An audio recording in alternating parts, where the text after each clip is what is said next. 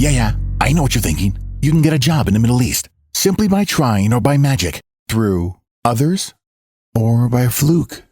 Remember that competition is everywhere. Some here, some there, but bam! Loy Macedo is the best.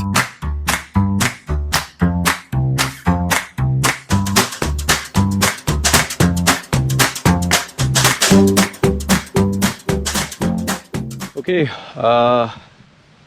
little bit of Qatar news for a change.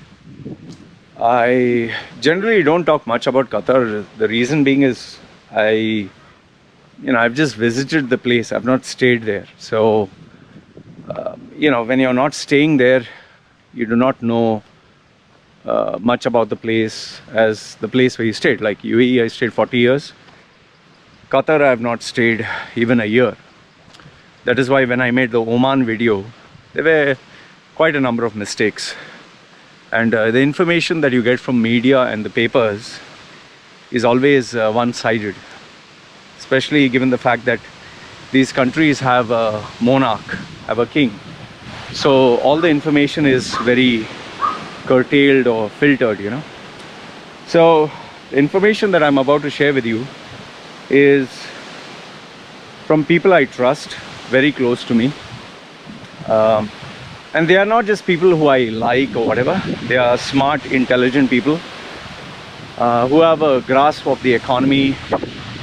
Means people who I can have a proper conversation. So these are some of the bits of information that they are giving me. So you can correct me if I'm wrong. And here goes. This person has been doing business in Qatar for many years. Okay, I've removed parts of his details because he doesn't want to be identified. So what he said is, I've done business in Qatar, Saudi, Oman, Bahrain, all these places. But Qatar is more open than UAE to receiving people from other countries, especially India. With 2022 FIFA starting in 21st November 2022, they can't afford to be in lockdown anymore, as most of the projects they are rushing to complete. 60% of the population is vaccinated and 72% with D1. I don't know what is D1. Okay, maybe it's first vaccine or whatever. I don't know. Okay.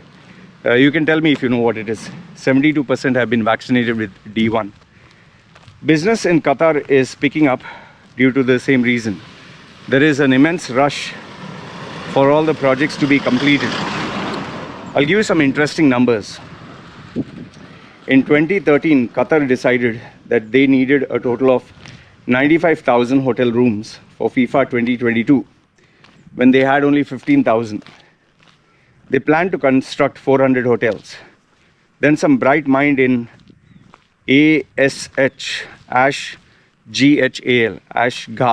I don't know what is that, pointed out that we will see what we will do with these hotels or these rooms post FIFA, which is a very smart, very intelligent thing to ask, because if you have all these hotel rooms, apartments, infrastructure built, who's going to use it after people have gone? I think that is the biggest challenge that UAE is facing. Like UAE had that the property boom. Now who's occupying? In fact, I'll not say much about UAE. I'll just say look at the world islands. What's happening to the world islands? Nothing. What's happening to the other palms? Nothing. What's happening to the various districts and housing, this thing, all empty, most of them. What happened to this guy? What's that? Demac. He was talking billions and vision and all that. Anyway, let me log in. Then they were expecting back in 2013 that approximately 800,000 people will visit Qatar, but during November 2022. But now nobody's sure of these numbers, especially given the COVID times. So now they cancelled the 400 hotel plans, and they will allow a nominal number of hotels to be built. Also the QTA, Qatar, I don't know, Telecom Authority, I think QT, okay, had already contracted 2 or 3 cruise ships companies to anchor their ships in Doha Bay during FIFA 2022, which will act as temporary hotels. That's a smart strategy. However, you have to follow strict COVID guidelines. This will solve their oversupply of hotel room problems after FIFA and also preserve the cultural sensitivity of not allowing alcohol in the mainland Doha. I think Qatar is more strict than UAE where alcohol is concerned. Unlike UAE, alcohol is only available in Qatar in a few select high-end hotels. No alcohol shops like in Ajman. No arrival allowance from duty free. Okay, I didn't know this.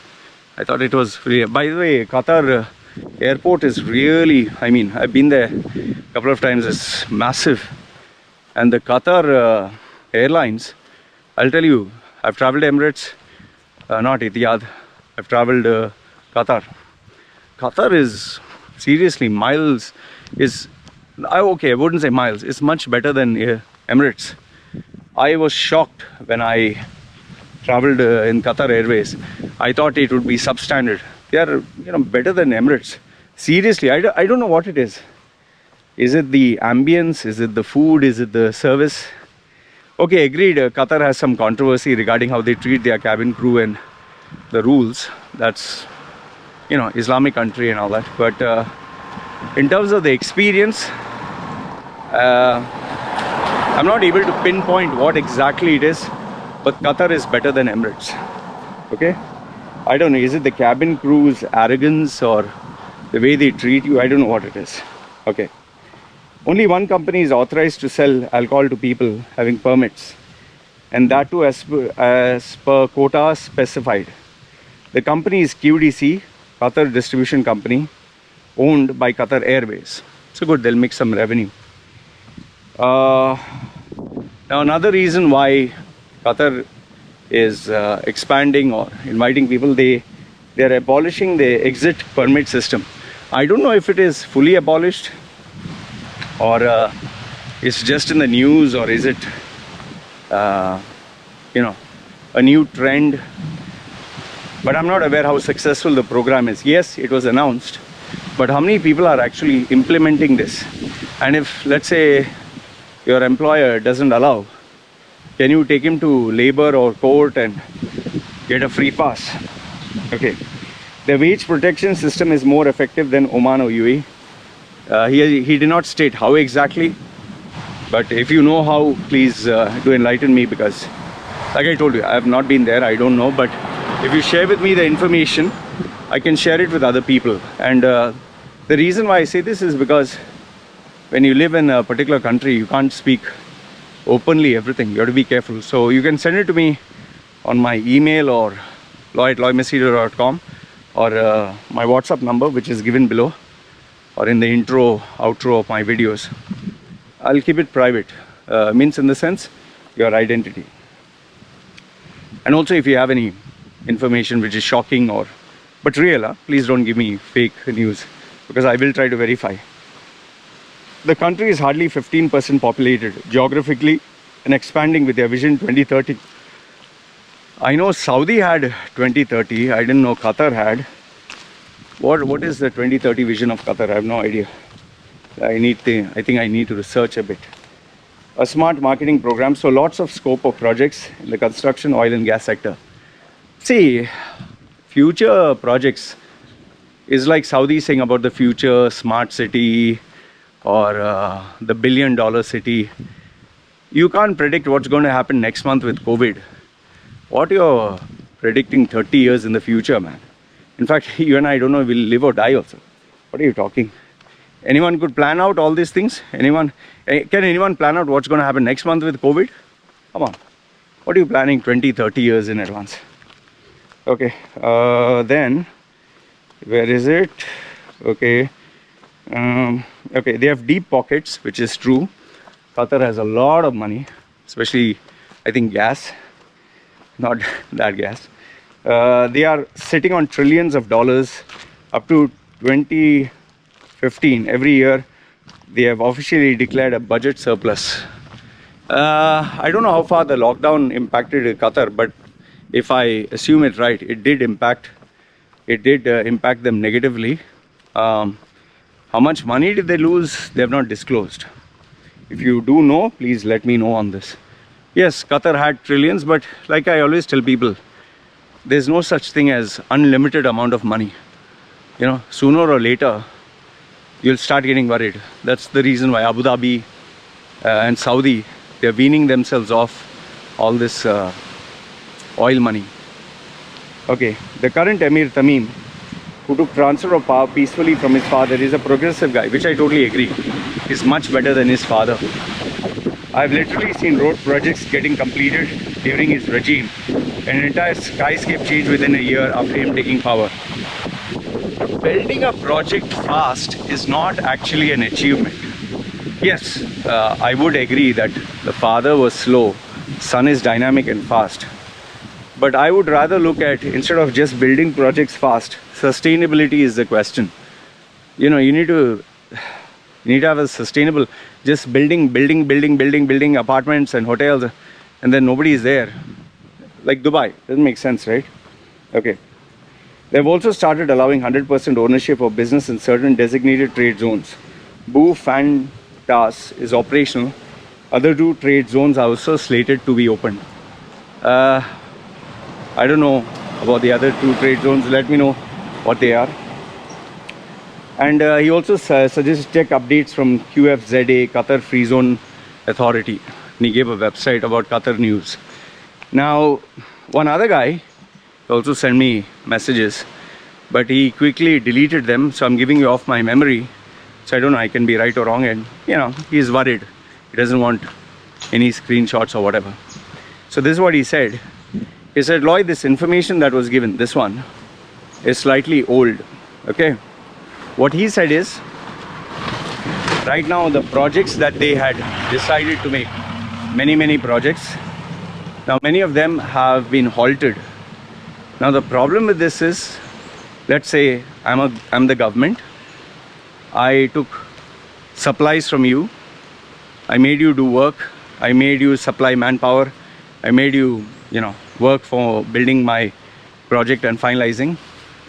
Now when it is 99% or 95% complete, because I don't want to pay money, immediately I say, okay, it's on hold.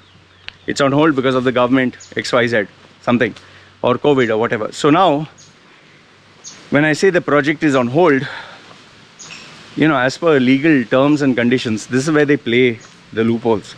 I don't have to pay you because the deal was, upon 100% completion of the project, you will be paid. Yes. So upon 100% completion, the project, you will be paid money. So now, they have completed the project. Maybe a few touch-ups. They'll say, we didn't complete the project. We don't have to pay you. And now you can hold and drag the payment for 1 year, 2 years, 3 years. And then you can show, oh, there is damage. I don't need to pay you. Okay, we need to renegotiate the contract. This is what happened in UAE and Saudi. This is why contractors are very afraid. I mean, that horse race, that course, Nadal Shiba, there's another one, I can't remember. They took money from so many companies, so many switchgear, so many electromechanical, so many property development companies, and they didn't pay them. They ended up taking them to court. But you can't take the ruler to court, or ruler's company to court, or the government to court and succeed. And eventually they had to file for bankruptcy. Now the problem is, you supply to the government and the government didn't pay you, you can't do anything. But if you took from suppliers and supplier takes you to court, then you're fucked. This is the game that they play, man. It's so stupid, you know. So anyway, what he told me was Qatar is following this practice of completing the projects halfway or 95% and not paying. Another thing is Qatar is not as glamorous as they show in the papers and as the media. Morning. It's not as glamorous as they show in the papers, and they're not having such a good time as they show. You know, the problem is everyone's trying to brag and show that we are stable, we are stronger, we are better than you. It's not the case. This is what the guy told me who is based there. He said, we ourselves, we are cutting down on projects. Projects are being cancelled. We are telling the suppliers we have to renegotiate the terms and conditions. I think this is everywhere. However, in terms of employment, there are people being employed.